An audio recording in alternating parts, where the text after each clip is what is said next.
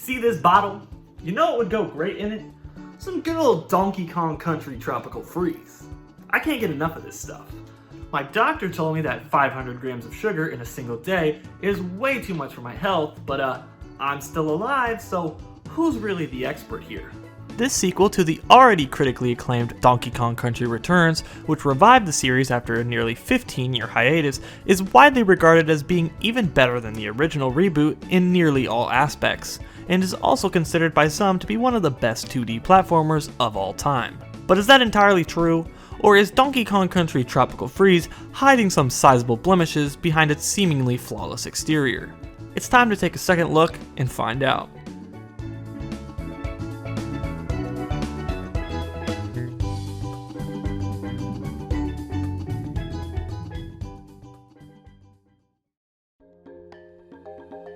In DKC Tropical Freeze, they keep it pretty simple and bare bones with the story. Not much development actually happens after the beginning cutscene. However, the small bit of story that does exist is as follows.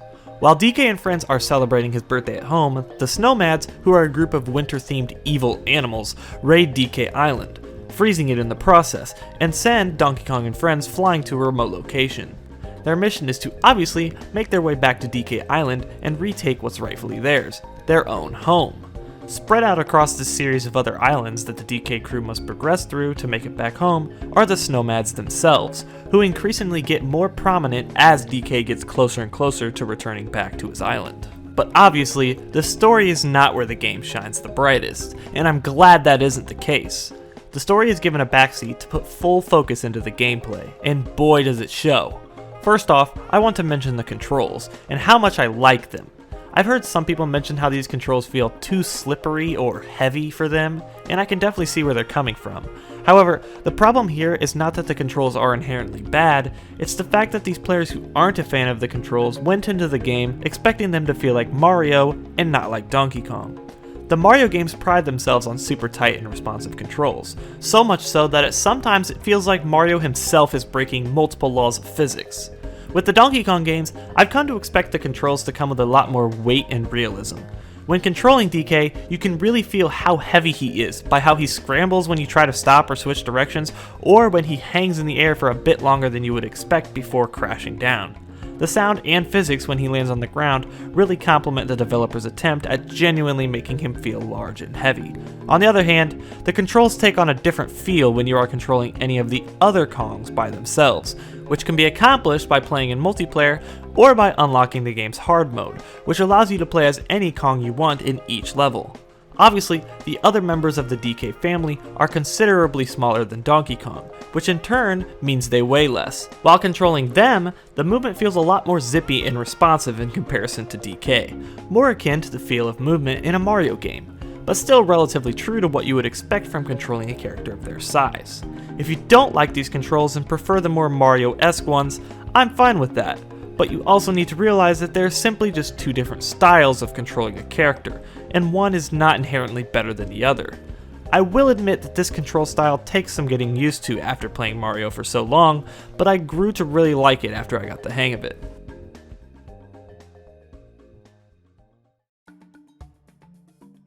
The abilities that are available to you through the controls offer up a ton of possibilities for your movement and gameplay. First off, there's the roll, and this is by far my favorite ability to use for traversal. The roll works in a way that allows you to build up crazy horizontal momentum when used correctly. That momentum carries over when bouncing off of enemies, so you can pull off some pretty satisfying sequences of platforming with this alone. Even further, Coyote Time jumps also return for this game as well. For those who don't know what Coyote Time is, it is an extra window of time where you can still jump after falling off of a ledge. However, this Coyote Time is only available out of a roll. If you simply walk off a ledge, you won't be able to take advantage of it.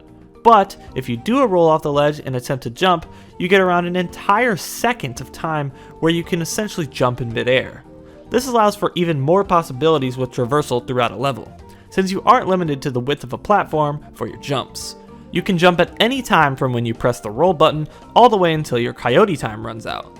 Combining these two concepts can make for some extremely fun and satisfying routes through a level that weren't exactly the intended way to progress. Either way, it's obvious that the developers built these levels with the viability for speedrunning in mind, considering once you beat a level, it unlocks a speedrun mode with earnable medals based on how fast you're able to complete the stage. And trust me, getting the gold medal in this mode is no cakewalk. They expect you to complete the level with near perfect optimization to get yourself the best medal. Another ability that DK gets is the ground pound. And no, this is not the same ground pound that you would expect from a Mario game. DK actually pounds the ground with his fists and not with his hindquarters. This ability opens up a lot of possibilities in the level design to keep the player engaged and alert. The most prominent one being the various receptacles such as flowers or treasure chests scattered around each level that hold many types of items and collectibles. When the player ground pounds near these, a number of things could happen, from bananas popping out in a pattern that can be collected for an extra reward, to hearts that restore your health, all the way to literal barrels that can blast you to a bonus area. This is why it's useful to check each and every one of these you come across. If all they contained were simple bananas or banana coins, there would be no reason to check what's inside if you weren't already in short supply. The ground pound can also be used to stun enemies as well as trigger events in certain areas of the game, but these aren't utilized nearly as much as the first use I mentioned. Finally, there's one more ability that DK himself has, and that is the pull, for lack of a better word. It's activated with the same button that is used to grab onto grassy walls and vines, and the utility of the pull is about the same as the ground pound. It's only really meant to keep the player engaged and alert of their surroundings. Most of the time, it's used to pull these ring-shaped objects out of the ground to reveal collectibles, or sometimes to even pull stage elements upwards to reveal a way forward or allow for safe platforming. Doesn't stop there though. Even more versatility in your movement is possible once sidekicks are put into the mix. Cranky, Dixie, and Diddy Kong are available as sidekicks throughout the adventure and each give their own special movement abilities to DK. First off, let's talk about Cranky, since he most closely relates to what I was talking about earlier with rolls. With Cranky, you can bounce off the ground with his cane by holding the jump button as you fall. This also allows him to bounce off of spikes and other hazards, which proves to be really useful. The best thing about Cranky though is that the bounce off of his cane carries the momentum from a roll, so instead of having to bounce off an enemy to keep your horizontal momentum out of a roll, you can just bounce with the cane indefinitely. This alone usually makes Cranky the most viable choice for speedrunning the levels, as you can create this crazy fast horizontal momentum at virtually any time. Dixie Kong, on the other hand, warrants a much different playstyle than Cranky does. Dixie's ability gives DK a small upward boost in midair that allows the player to have much more maneuverability and wiggle room in how they land their jumps. Using Dixie is a much better idea for first playthroughs and less experienced players for this reason alone. The platforming can be extremely precise at times, especially towards the end of the game, and having that extra boost as a safety net is always good if you want it. Finally, there's Diddy. Diddy is, Dixie but worse. Diddy's ability allows DK to hover in midair for a short amount of time with his jetpack, so it's basically the same concept as Dixie, but without the vertical boost. Now, you may argue that Diddy can give more horizontal distance with the hover. However, that's also false. You can gain virtually the same amount of distance with Dixie by spamming the jump button midair instead of just holding it. This creates nearly the exact same effect as Diddy's ability, but still gives you access to vertical boost when you need it. So, the viability for Diddy is almost completely gone now. Hey guys. Okay, who the hell invited Diddy? But the sidekicks also happen to have unique abilities underwater as well. With Cranky, he can swing his cane in front of DK to do an underwater attack. This is useful because the only way to attack underwater involves performing a corkscrew move that shoots DK forwards quickly. Sometimes it's a better idea to attack while staying still in some scenarios, so this is where Cranky would be useful. With Dixie underwater, she can turn her ponytail into a propeller that allows DK to glide through the water at a constant speed. This ability allows DK to swim against most underwater currents in the game, which are necessary to go through for quite a few secret exits. It also makes precise underwater movement much less difficult. Alternatively, with Diddy though, there isn't much viability with their underwater ability. The jetpack is used once again, but this time it propels DK forward in a burst oddly similar to simply just doing a corkscrew spin. I honestly don't see much utility in using the burst as opposed to the corkscrew, especially since the burst can't even deal damage like the corkscrew does.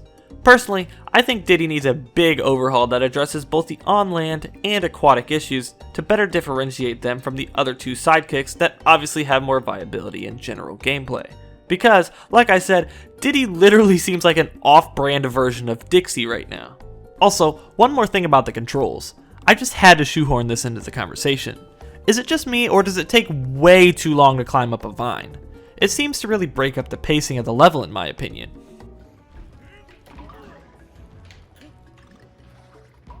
Thanks for grabbing onto this vine. We should be able to get you to the top in 2 to 3 business days. What?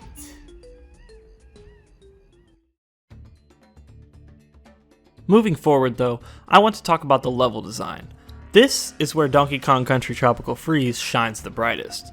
Throughout my most recent playthrough, I was wowed time and time again by how many ideas and aesthetics they were able to pack into this game. In every single level, there was something new to see, coupled with brand new mechanic to spice up the gameplay, that evolved throughout the course of the level in unexpected and impressive ways. With the way that they are designed, each level also manages to tell a pseudo-story through its evolution of the level gimmicks as well. Your actions within the level influence the environment around you, which can lead to some pretty catastrophic and exciting scenarios. There were virtually 0 times where I was uninterested or bored with the gameplay, which is obviously a good sign. I want to particularly shed some light on the vehicle levels, which included the minecart and rocket stages, and at one time, log. These levels could have very easily been copy-paste renditions of each other, with the only difference being the aesthetic of the level. However, the developers chose not to do that. At the beginning of some of these levels, I even thought to myself that it just feels like the same level with a different coat of paint. But then they always had some crazy twist to throw into the mix that made the level stand out in my mind. Whether it was the level flipping to a 3D point of view and allowing you to switch minecart tracks on the fly, or an evil penguin in a giant mechanical robot machine busting through the wall of a building trying to grab you out of the air while you're on your rocket. There was never a dull moment in the vehicle levels, and they never failed to keep me on my toes. In regards to the difficulty of the levels, the game is not easy either. It does not play around, and it does not baby you with its design. Especially towards the end of the game, I was surprised with how difficult the game was able to be, considering it's a modern Nintendo game, which are relatively notorious for being a little bit too casualized. Granted, there are plenty of ways to make the game easier for yourself by buying assistance items in the shop, and on the Switch version with the funky mode that turns the most difficult sections in the game into a cakewalk. Seriously, you've got to be a toddler to genuinely need the funky mode in this game. It's crazy how much it helps you. Are you seriously playing in funky mode? Yeah, why? Lay down for your nap then. What? Get over here! Stay down! Stay down! What the? Since you want to act like a baby, you're gonna take a nap! Moving on though, there are also a handful of collectibles available to you within each level that are also worth mentioning. First off, there are the Kong letters. These are probably what I would label as the main collectible of the game, considering you need to collect all of them to unlock the secret final world, appropriately titled Secret Seclusion. These letters are usually chronologically laid out across a level and are meant to always be visible as the player makes their way along the intended route of the stage. The challenge of collecting them comes from the small but hazardous detours you must make in order to obtain them. These are the only collectibles in the game that actually count towards the completion percentage. Another set of collectibles that are completely optional, however, are the jigsaw pieces. These are very well hidden around every stage, and there are between 5 and 9 of them in each. Collecting all the jigsaw pieces in a stage will unlock a piece of concept art related to the level or world you are currently in, which is a nice little bonus for anyone willing to search for them. And like I said, they are not easy to find. There were plenty of scenarios where I thought I had scoured every nook and cranny of the level, but found out I had missed over half the jigsaw pieces once I finished. There was one thing about these collectibles that I found a little weird though. After collecting a jigsaw piece, that specific piece would save to your total collected forever unless you exited the level before you finished or game overed, which is likely to never happen, but I'll address that in a bit. This means that many scenarios popped up where you could fall to your death to collect a jigsaw piece, but keep it anyway. This can get rid of the difficulty of actually obtaining them in the first place, because the intended platforming challenge could essentially be skipped by just falling into a pit and returning to the nearest checkpoint instead. This isn't a huge deal since, like I said, these collectibles aren't even required for 100% completion. Also, side note, the game actually goes up to 200% completion if you play through the hard mode, which unlocks after 100% completion. In this mode, you can play as any of the 4 Kongs, but you will never have a partner and you will only have 1 heart. You also can't use any items, and the checkpoints in each level poof out of existence. Sounds pretty brutal, right? Yes, I do not have the time or patience to do the entirety of this mode, so this is the only time it's getting mentioned in this video. Going back to jigsaw pieces though, they aren't only available to find in the main area of the level. Bonus rooms make a return in this game and also happen to house those puzzle thingies.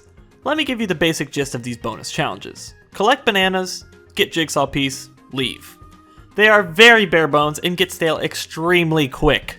Unlike the games on the Super Nintendo, each bonus room's goal is essentially the same, and they get recycled quite often, so the layouts become really familiar once you're getting closer to the end of the game.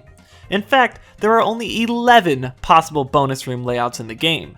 There are multiple bonus rooms in every level, and there are 63 total levels. You can do the math there for how often they're reused. Even when a new layout was introduced, which only happened in the final world and only once, it was the exact same objective, but in this case, the floor was now slippery. Wow! Even weirder is the fact that in the first modern DKC game on the Wii, each bonus room was at least aesthetically decorated to fit the theme of the current level. But this time around, it's the same treasury type theme with every single bonus room. Finding these throughout my playthrough was the only thing that genuinely annoyed me. The contrast between the unique and interesting mechanics of each level with the recycled and regurgitated simple bonus rooms really felt jarring to me, and every time the game decided to take me away from a great level into a less than great bonus challenge, I wasn't exactly thrilled. As I mentioned earlier, the original DKC games had multiple different types of challenges in each bonus room, and they all related to the current level in some way, shape, or form. It wasn't always just collect the bananas. Sometimes you had to kill enemies, sometimes you had to perform a platforming challenge related to the level to find the coin. Sometimes bonus rooms even used the animal buddies in them to add some more variety. As I mentioned, Tropical Freeze never does anything of the sort. Funny thing about the animal buddies too, you actually walk into a bonus room while riding Rambi at one point, but I want you to guess whether or not he stays with DK after the loading screen. I'll wait. Correct! He inexplicably poofs out of existence and then comes back when you exit the room. Guess DK got off of him on the way in because Rambi apparently doesn't deserve to go in the bonus room. Anyways, moving on to the next collectible, which are banana coins. These coins are scattered throughout each level and act as a currency that can be spent at Funky Kong's shop on the world map. However, I'm not sure how valuable these coins are even supposed to be. Sometimes you have to complete a challenge to get a banana coin, and sometimes they literally just leave a few of them out in the open for you to grab for free. They aren't in short supply regardless, as I had over 100 of them by the time I was halfway through the second world, and completely maxed out my counter before I finished the game. And this was after spending 25 of them in every single world beforehand. To put this into perspective, the most expensive item in the shop costs only 15 coins. The only true way to spend a large amount of your coins is by putting them into the capsule toy machine, which gives you a random figurine of a character in the game for 5 coins each. This can range from the Kongs themselves, to the enemies, and even the bosses. But the sad part about this is that you can obtain duplicates of the figurines after obtaining them the first time, and it happens a lot. This basically means that your one and only good coin sink is just a gambling minigame. So, I need to make another withdrawal. Sir, looks like your account's already overdrawn $1,400. Listen, man. I need that Cranky Kong figure. I think it would be best to give the banana coin system a complete overhaul. The shop items are way too cheap in comparison to how abundant these coins are, and most players aren't even going to buy them unless they're struggling a lot on a particular level. So the only thing they're left to buy, if they even care about them, are the figurines, which aren't required for completion, and are there purely as extra content for those who want it. Instead of the use of the coins being completely optional, I would suggest putting some things in the game that unlock extra gameplay content with these coins. What first comes to mind for me is the Lost World in Donkey Kong Country 2, in which you had to pay the crocodile appropriately named Clubba to gain access to each level in the world. I would suggest implementing this similarly into Tropical Freeze to remedy the banana coin economy issue. Maybe there could be optional levels throughout or at the end of the game that cost a significant amount of banana coins to gain access to. This obviously would take more development resources, as they would have to create even more levels. However, I also have a potential solution to this problem. What if they remixed previous levels in the game to be even harder than the originals, with trickier platforming and tougher enemies, but still keeping the overall same concept of the level? You could fill an entire world with a small collection of remix levels like this and call it something like Remix Retreat. I think it would be a great addition, remedy the banana coin economy, and not take too much extra time to add in. Not to mention it would be really fun for players who want an extra challenge. But with that out of the way, let us float into our next topic. Life balloons. God, you are not funny at all. Honestly, make me want to rip my ears off. What made you decide it was a good idea to come on this stage? I've discussed lives in this game in a previous video, so I'll just gloss over my complaints about them real quick. In short, they're pointless. I had already maxed out my lives by the second level of the third world, and I stayed at or around that number for the majority of the rest of my playthrough. I got every single Kong letter, went for every jigsaw piece that I managed to find, and performed every extra challenge for bananas or banana coins. It's not like I was playing it safe in the slightest. I was purposefully trying to lower my life counter, but the amount of bananas and life balloons present in each level was just too much to keep up with compared to how many times I was dying. I also never bought them from the shop, where they were available for the low price of 3 coins each. Their only real purpose in this game to me is giving context to how DK returns to a checkpoint after death. Obviously, when he runs out of balloons, he won't be able to return to the checkpoint, hence a game over. Speaking of game overs though, even if you were to run out of lives and get one of these, you simply lose the checkpoint of the level you are currently on, if you even had a checkpoint. Otherwise, everything else saves for you. So, since the punishment of getting a game over is so minuscule, the sense of anxiety and tenseness that you should feel when you're on your last life simply isn't there, completely invalidating their utility and purpose in the game in the process. But, just because I said the bananas were abundant in this game, didn't mean they were completely useless. More often than not, puzzle pieces are hidden behind a sequence of bananas in a level, only appearing after you've collected all of them in the sequence. This gives incentive to collect all bananas even if your lives are already maxed out, because of the possibility of finding a jigsaw piece. But that's only if you care about collecting them, since they don't even count towards the completion percentage anyway. Regardless, it's still a great design choice in my mind to keep the player engaged, plus they're super satisfying to collect. It's not the same. And finally, my last and probably shortest discussion point in this video, the bosses. I don't really have much to say about them. They're really good. The fights are engaging and have a lot of challenge, and all the bosses are split up into multiple phases to keep the battle fresh all the way through. Each world's boss also felt completely different and unique from the last, and they were never as simple as jumping on their heads to win, although that was how you dealt damage most of the time. It's a simple and easy concept to understand, so I honestly don't blame them for using the head bashing method. If I had to make any complaints about the bosses though, I would say that some of them feel like they drag on a bit too long, considering the fact that there are no checkpoints during these fights.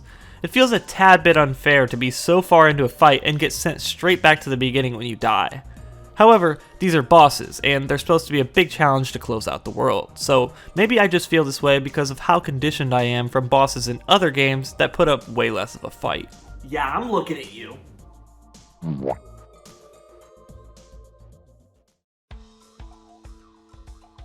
Donkey Kong Country Tropical Freeze is a revolution in the 2D platforming genre that never fails to blow me away every time I come back to play it. Despite its small collection of flaws that I happen to find from this second look with a more critical eye, I would still consider it to be one of the best platforming games of all time. If you've never tried it yourself, I would highly suggest picking it up and giving it a go. You're in for a beautiful, well-designed, deeply challenging ride that will make you think much differently about the standard that should be set for these types of games, and everyone that comes after it.